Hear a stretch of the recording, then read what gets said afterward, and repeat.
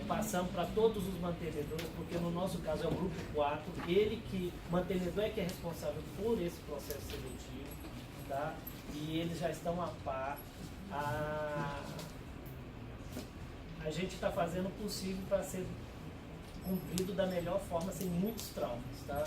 Mas, infelizmente, nós temos que providenciar esse acerto, porque foi uma determinação de todo o bolsista do programa OAB, tá? Ele tem que passar por um processo seletivo, tá? Vou deixar a palavra com o Lira, e aí vamos lá, você pode completar. Ajudar nessa parte. Bom dia para todos. Bom dia. Eu sei que o evento é bem corrido, né? Nós estamos com vários segmentos, né? O pessoal da biblioteconomia agora há pouco, né? Mas foi oportuno o professor do convidou ontem à tardinha, né? Para poder falar um pouquinho daquilo que vem acontecendo no sistema, né? É um sistema de 12 anos que passou realmente por uma auditoria muito pesada no ano passado, esse ano, 2018, né? Referenciando 2006 e 2016, foi o período que o Tribunal de Contas avaliou, né? Logicamente, como todo programa aqui de bolsa, né? São programas que ficam meio que visualizados aí pelos, eu chamo os US da vida, CGU, TCU, enfim, né? Em relação à questão do controle interno. Esse programa, como vocês sabem, é um programa de cogestão. Então, a gente tem a responsabilidade da condução da política na CAPES, mas nós temos os executores na ponta, que são as universidades. No caso específico nosso do sistema UAB, nós temos a interiorização, que ela só vai acontecer com a participação dos municípios, que, na verdade, são os polos municipais ou estaduais. Esse é o grande norte do programa, é o grande objetivo do sistema, é atingir esse município, levar formação acadêmica, formação profissional, professores para os municípios. É o grande objetivo. Então, nós conversamos bastante com o grupo da auditoria, do TCU, mas tem pontos positivos, porque as determinações que eles fizeram, por meio de acordo, eles submetem a nós na CAPES para que a gente possa ir a campo para verificar as evidências, porque nós que conhecemos a gestão. Eles fizeram vários apontamentos, dentre eles a necessidade desse processo seletivo, né? Que na verdade é um processo que ele pode ocorrer de várias formas, né? Então, conversando com o Edilson ontem, o João também já demonstrou preocupações, o próprio Alexandre Pova, em relação à questão da CGE e dos coordenadores, que é o grupo 4, o que a gente pode pensar em relação a um processo seletivo? Né? Existem várias formas de se fazer um processo seletivo. Então, o que nós pensamos que seja mais tranquilo em relação à questão do grupo 4 é que possa ser, a partir dos requisitos que constam lá na portaria 183 de 2016, cada mantenedor pode estruturar um chamamento público simplificado, em que você possa ter um processo aí, não um processo de, como se fosse um concurso para você eleger ao final, por meio de uma prova, um coordenador de polo.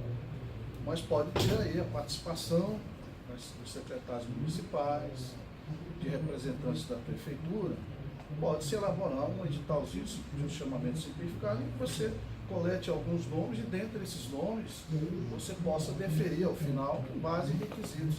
Muitos deles já estão até na portaria 183 lá em relação, e na 153 também, na 183, na 156, onde tem as determinações e os requisitos que possam ser colocados nesse edital simplificado. Logicamente, nenhuma prefeitura, nenhum prefeito, nenhum estado vai querer que você tenha lá no ponto conduzindo uma política de informação, alguém que seja contrário à política municipal, à política estadual ou à política nacional da educação. Então lá há que se ter uma conveniência, uma coerência de que a pessoa esteja afinada com o projeto principal da educação, conseguindo o Plano Nacional de Educação.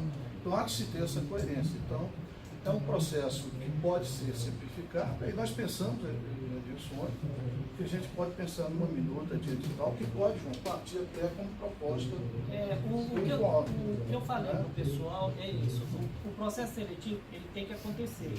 Só que quem vai definir a forma do processo seletivo é o mantenedor. Pode ser um processo seletivo simplificado ou completo, entendeu? Ele tem essa autonomia. Eu conversei com a Estela me falou que o pessoal de São Paulo, lá ligado à Estela, já tem todo esse processo todo já fechado, eles só vão mandar os atos praticados conforme o ofício, o modelo. E ela falou que está à disposição para quem quiser um modelo, ela pode repassar. Então, eu aconselho vocês, como presidentes estaduais, que repasse para os demais, converse com eles, para que eles vão ao mantenedor e explique a situação também. Só um pouquinho, eu penso assim, por exemplo, nós concluímos agora aquele curso de gestão articulada de povos, é um curso maravilhoso.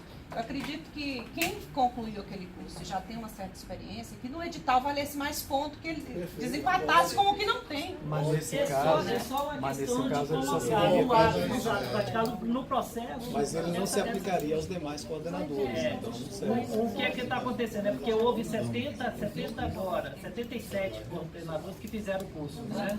Só a primeira, mas já vai agora em janeiro, já são mais 300. Já tem o restante. Eu acho que na segunda turma a gente já completa todos os coordenadores do polo, tá? Quem está recebendo o bolso, eu lembro, até o mês 5 ainda tem um prazo para regularizar essa situação, tá? Muitos já estão regularizados. Por quê? É o caso de São Paulo. Eu recebi do Sul também, Passo Fundo já recebi o processo, tem outros locais que já estão mandando. Vou fazer um comentário apenas. Vamos dizer, o desespero de alguns que às vezes tem até uma certa incompatibilidade com as administrações que já estão ali, eles só estão reivindicando através de cada um de nós que haja uma prorrogação, que possa ser de mais prazo. Aqui no textício aí, a transição foi de 6 meses, né? Mas não, a gente pode pede prorrogar. um tempo maior. Olha só, gente, é o que eu falei. A situação tem que ser toda formalizada. E parece que o Edilson já providenciou essa formalização.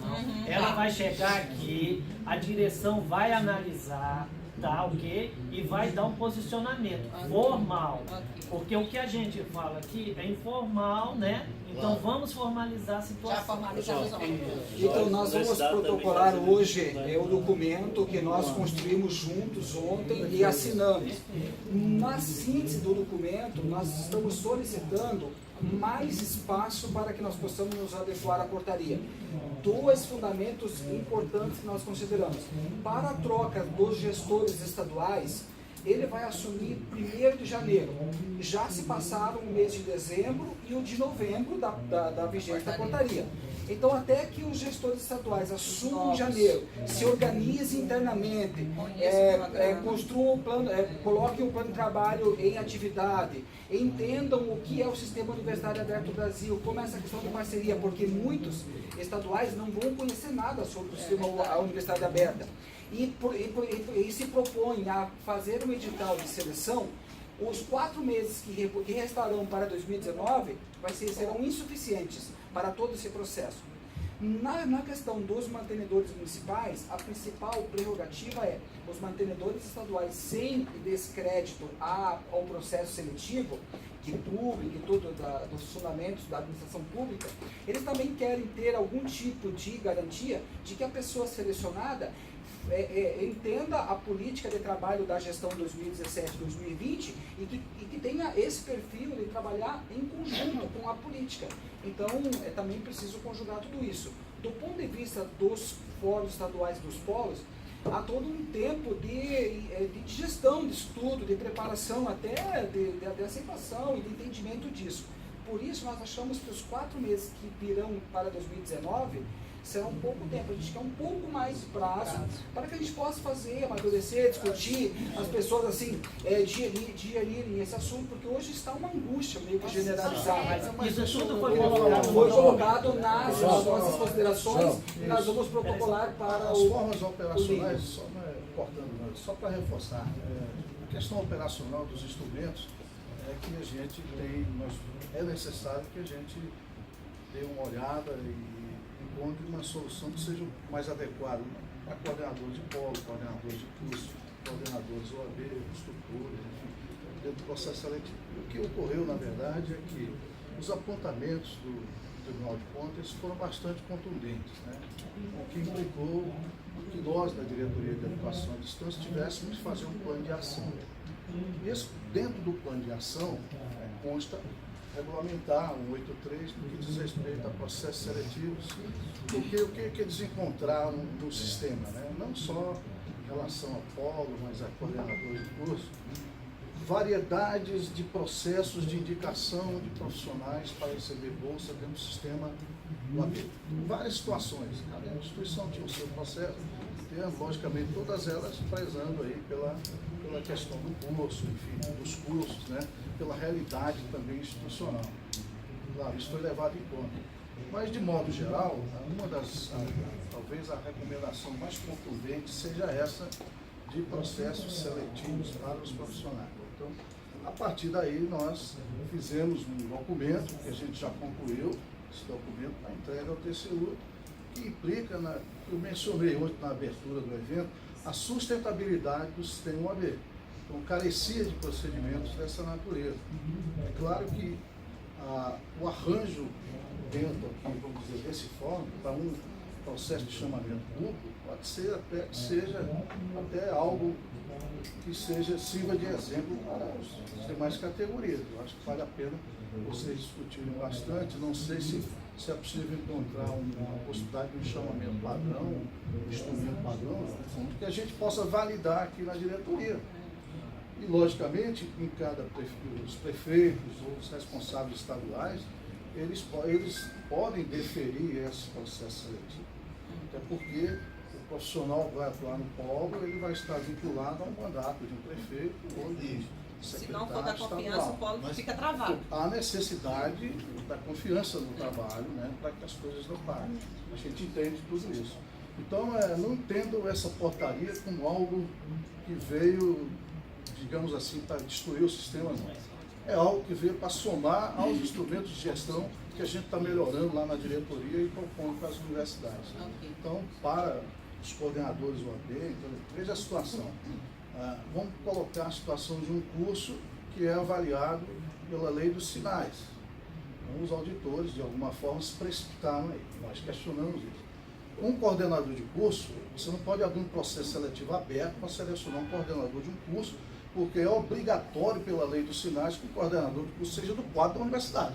Imagine que você seleciona e o cara ganha lá, por conta dos critérios, ele entra na universidade. Como é que ele pode entrar numa universidade? É autonomia universitária. Exatamente. Então, vai ser preservado tudo isso no campo das universidades, no campo da gestão do polo, nos momentos que a gente vai avaliar os processos seletivos. Né?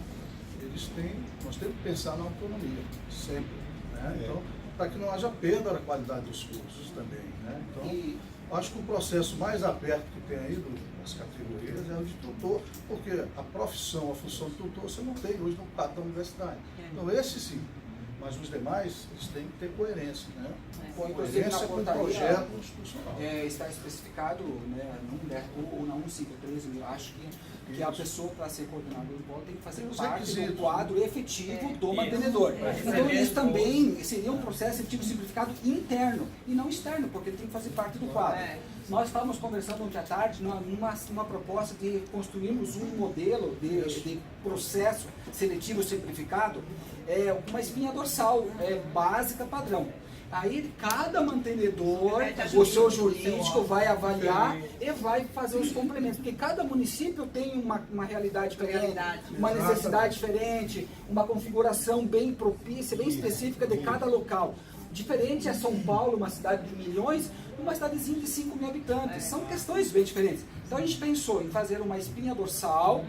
Cada município, o seu jurídico avalia aquilo que se cabe àquele município, àquela situação. Respeitando, óbvio, os princípios, né, da administração pública, mas cada um faz o seu de acordo com a sua necessidade. O mantenedor pediu que aguardasse o resultado dessa reunião, que eu acredito que essa espinha dorsal que você está falando vai ser muito bem aceita, e eles adequariam, entendeu? Que aí vindo da CAPES tem uma certa credibilidade. Eu queria usar, João, como como argumento, no caso, para a prorrogação desse prazo final, justamente a questão que você colocou dos cursos para os demais coordenadores, para que eles tenham também a oportunidade de já contar isso, né?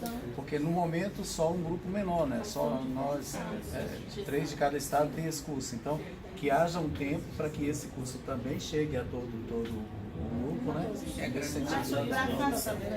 Para facilitar essa questão que ele colocou do curso, não há possibilidade de que esse curso seja gerenciado, administrado por região.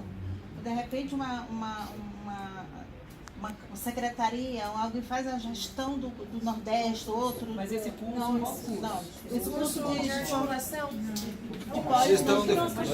formação de coordenadores de polo. Está vendo? Se não há possibilidade. Certo, então assim, mas ele vai chegar num momento, não há possibilidade, porque ele vai chegar num momento que ele vai ser aberto. Inclusive, agora essa fase é dos coordenadores de polo. Nós estamos colocando em função dos prazos. Pode deixar ele agora. Ele vai apresentar. É que nós estamos solicitando a prorrogação do prazo da portaria. Isso dará tempo para que esse curso seja aplicado a todos. Todos os 700 até maio, né? Se tudo der certo até maio, o cronograma do curso ele finaliza a confirmação de todos os coordenadores do Brasil, maio ou junho. Não, aí nesse caso, o primeiro curso seria 300. E daí mais o segundo semestre, os outros 300. Então a gente precisaria de uma prorrogação pelo menos até o final de 2019, mais uns 6 meses, ou 5, para a gente poder trabalhar. Aí está contemplado. E aí, só reforçando o que o colega colocou, realmente os mantenedores, principalmente os municipais, inclusive os estaduais, mas são mais municipais do que estaduais, eles estão aguardando esse momento, né, a finalização dessa proposta aqui, porque estão lá dizendo como que nós vamos abrir um processo seletivo para nós que estamos aqui nas distâncias da educação, principalmente superior. Exatamente. Toda uma estrutura, infraestrutura dos polos mantidas por ele, né? Então estamos aguardando e até chegando lá, né, Edilson? O que nós vamos colocar, aguardar isso que você vai colocar nessa minuta, com essa espinha dorsal, que é de forma muito positiva. Bom, alguém tem mais alguma questão aqui? Sim. Vamos na pela ordem. Bom, sobre os coordenadores não bolsistas, os prefeitos eles têm que ratificar a presença deles nos polos enquanto não bolsistas? Por um processo. O mantenedor. O mantenedor. Ele continua, é mantenedor para bolsista e não bolsista. Mas a seleção é somente para bolsistas. E o não bolsista continua na base da indicação. E o prefeito ele refaz, ele informa vocês que mandou essa pessoa. Não, porque o que já está informado, os novos são indicados. É só bolsista. Só os bolsistas. A questão como fará e a questão dos polos associados. Como será feita essa seleção Também pelas instituições. O polo associado é da instituição. Então, alguém mais alguma pergunta nessa sequência? O caso de São Paulo é porque ele já realizou o processo, qual o procedimento? Pode explicar aos mantenedores assim, que eles caminham toda a documentação que já foi realizado esse processo para vocês, é? Eles estão encaminhando. Mas os deles estão todos lá com o pessoal, eles já vão encaminhar. É que São Paulo já tinha o processo desde 2016, entendeu? Teve processo em 2017, porque a maioria dos prefeitos fizeram o processo seletivo em 2017. Pronto. Aí só basta comprovar que foi feito de acordo com os modelos lá do ofício, nós mandamos os modelos onde vai discriminar os atos praticados desse processo anterior. Pronto. E aí comunicar. Não há necessidade de fazer um novo, porque ele já está comunicando o que já foi feito. Mas antes até provavelmente já fez, agora no ofício está lá. Problemas. Seria aquela divulgação, registrar, divulgação. Na época em que esses coordenadores entraram em 2017, esse ritual não foi feito. Se não foi cumprido... É que São Paulo cumpriu, só está oficializando o que já foi feito. Entre os 26 estados, só São Paulo que fez essa foto. Ou se alguém mais fez... Mas não foi no estado inteiro. Gente, ó, tem que ver... As ações, assim, parecem corriqueiras, mas os nossos coordenadores ficam insistindo em defender o seu papel, o seu lugar.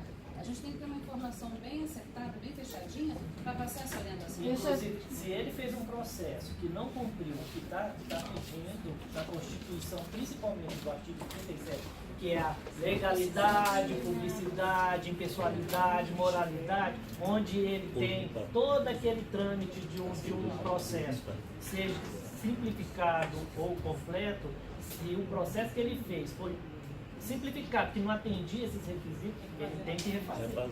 Aqui, ó, deixa eu- Agora, se o processo que ele fez teve publicação, teve homologação, teve resultado, cumpriu todas essas etapas, porque no ofício que ele está encaminhando para cá, ele assina lá. Todos os atos, conforme a Constituição, foram praticados. Aqui, ó. Deixa eu só fazer uma colocação com relação a isso. A prefeitura de lá, de Porto Velho, eles questionaram o fato de que foi enviado pela CAPES a solicitação via e-mail, via ofício, que se colocasse a questão do coordenador. Aí vocês mandaram toda aquela documentação para que se fizesse a legalização. Então ele fez exatamente o que vocês pediram, tá? Através do ofício. Aí, de repente, é invalidado aquilo para que se faça um processo seletivo. Então, a questão dele é o seguinte, aquela documentação que ele enviou com relação a... Aliás, todos os prefeitos de Rondônia fizeram via ofício. Então, toda aquela documentação que vocês enviaram com relação àquilo ali foi invalidada pela portaria 249, correto? É isso que tem que ser repassado para ele? Não. Não, porque não? Porque a partir do momento, porque a partir do momento em que você coloca que lá dentro do ofício tem que se especificar os atos praticados e que esses atos praticados eles teriam que ser publicados, entendeu? E o ofício de vocês não foi publicado no Diário Oficial dos municípios. A prefeitura, ela acatou o que vocês solicitaram. Mas o que é a publicação são dos atos praticados, não é do ofício. A senhora vai preencher um ofício. Não, eu sei disso. A partir do momento que você envia um ofício solicitando que o mantenedor, entendeu, indique qual seria o coordenador do polo, com toda aquela documentação do termo de bolsista, de todas aquelas coisas, se ele é bolsista, se ele não é bolsista, entendeu? Ele é professor, todo aquele ritual, entendeu? Então aquilo ali, ele não é um processo seletivo, ele é uma indicação. Então, a partir do momento em que você coloca a portaria 249 e pede um processo seletivo, o processo seletivo, sendo ele simplificado ou completo, ele tem que ser publicado em diário oficial do município. Olha e só, isso aí pessoal, não foi publicado. Toda documentação de bolsista atual indicado, se ele passou pelo processo seletivo que ele está fazendo agora e vai permanecer, ele vai ser o indicado, essa documentação está válida.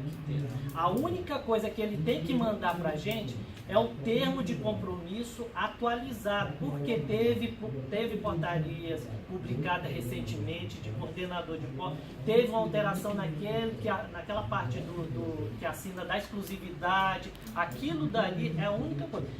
Cópia de documentos que está aqui com a gente, isso daqui está válido. O processo seletivo é uma coisa à parte. É isso que eu estou... Você não está entendendo. A partir do momento em que você faz um processo seletivo, você invalida o que você pediu. Mas se ele foi selecionado, se o que está hoje foi selecionado, a documentação está válida. Ele só vai ter que comunicar os atos praticados para dessa seleção.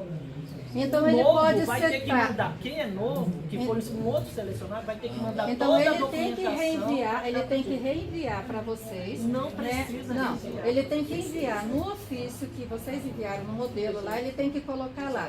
Foi enviado pela CAPES um ofício tal, onde foi colocado tal. É isso que vocês querem? Porque não foi feito nenhum edital. Eu acho que o que ela quer dizer é o seguinte, eu acho que o que ela quer dizer é o seguinte, a CAPES pediu que o prefeito indicasse o coordenador e enviasse a documentação. Agora a CAPES vem e diz assim, não é mais indicado, é processo seletivo. Quem indicou, esquece e faça o processo. É isso que ela está querendo dizer, e que há um conflito nas duas posturas. Mas tem um período de transição. O que acontece? E vocês vão soltar a aprovação. No período de transição, a a gente se ajusta a essas questões. O problema Tá. Bom, na continuidade, gentileza, Renato. a dúvida lá no é o seguinte: como é que, como a colega aí falou, o processo foi solicitado o ano passado o ofício circular 001, que indicava que tomasse por base a 180